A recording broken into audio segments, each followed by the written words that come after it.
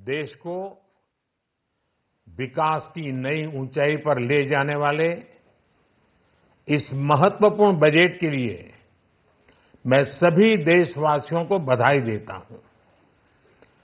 वित्त मंत्री निर्मला सीतारमण जी और उनकी पूरी टीम बहुत बहुत बधाई की पात्र है। साथियों, ये बजट समाज के हर वर्ग को शक्ति देने वाला बजट है। ये देश के गांव, गरीब किसान को समृद्धि की राह पर ले जाने वाला बजट है। पिछले 10 वर्षों में 25 करोड़ लोग गरीबी से बाहर निकले हैं। ये जो न्यू मिडिल क्लास बना है, यह बजट उनके सशक्तिकरण की निरंतरता का बजट है। इन नौजवानों को अनगिनत नए अवसर देने वाला बजट है। इस बजट से शिक्षा और स्किल को नई स्केल मिलेगी। ये मिडिल क्लास को नई ताकत देने वाला बजट है। ये जनजातीय समाज, दलित, पिछड़ों को सशक्त करने की मजबूत योजनाओं के साथ आया है। इस बजट से महिलाओं की आर्थिक भागीदारी सुनिश्चित करने में मदद मिलेगी। इस बजट से छोटे व्यापारियों, एमएसएमईज को यानी कि लघु उद्योगों का उसकी प्रगति का नया रास्ता मिलेगा। बजट में मैन्युफैक्चरिंग पर भी बल है, इंफ्रास्ट्रक्चर पर भी बल है। इससे आर्थिक विकास को नई गति मिलेगी और गति को भी निरंतरता मिलेगी। साथियों, रोजगार और स्वरोजगार के अभूतपूर्व अवसर बढ़ ये हमारी सरकार की पहचान रही है। आज का बजट इसे और सुदृढ़ करता है। देश और दुनिया ने पीएलआई स्कीम की सफलता देखी है। अब इस बजट में सरकार ने एम्प्लॉयमेंट लिंक्ड इंसेंटिव स्कीम की घोषणा की है। इससे देश में करोड़ों करोड़ों नए रोजगार बनेंगे। इस योजना के तहत जीवन में पहली नौकरी पाने वाले युवा की पहली तनख्वाह हमारी सरकार देगी।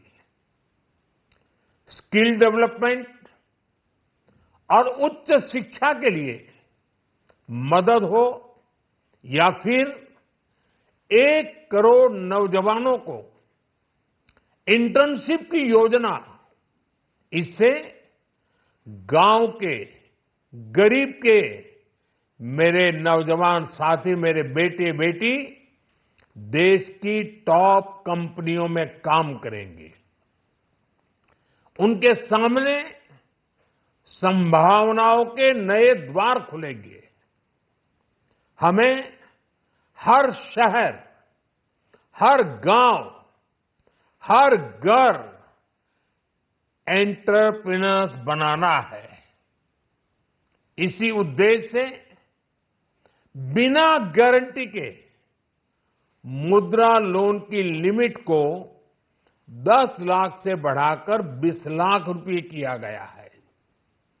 इससे छोटे कारोबारियों, विशेष रूप से महिलाओं, दलित, पिछड़े, आदिवासी परिवारों में स्वरोजगार को बल मिलेगा।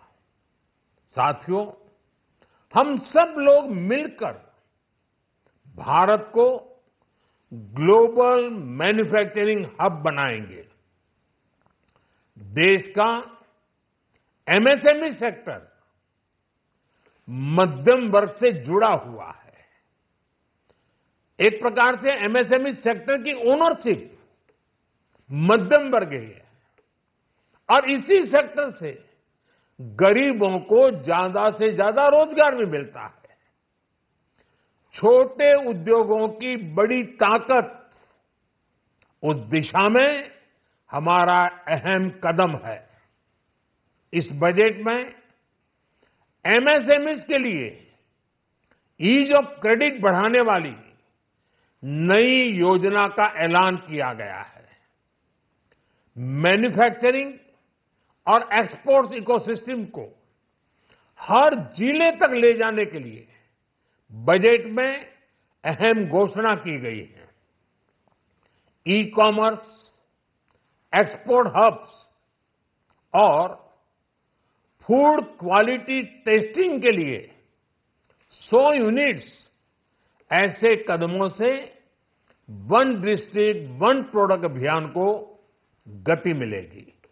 साथियों, ये बजट हमारे स्टार्टअप्स के लिए, इनोवेशन इकोसिस्टम के लिए ढेर सारे नए अवसर लेकर आया है।